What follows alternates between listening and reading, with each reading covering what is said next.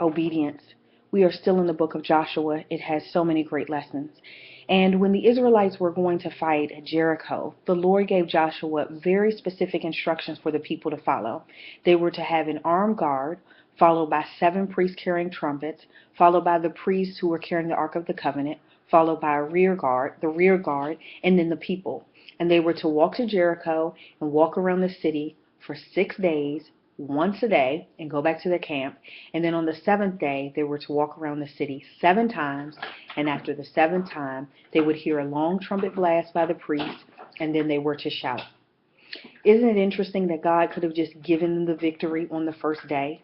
But God wanted to test their obedience. He wanted to see if they would do what he told them to do. And isn't that the same case with our lives? We think things are redundant, like when the children of Israel walked around Jericho for those 6 days and then 7 times on the 7th day. God is telling us to do something and we're saying, God, I already did that. And he wants to see how obedient we will be.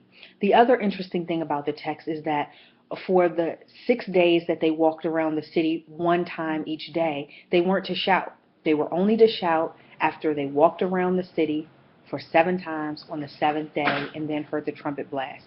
And in our situation, sometimes God just wants us to hold our tongue. He just wants us to hold on. He has a perfect plan. He's already done it.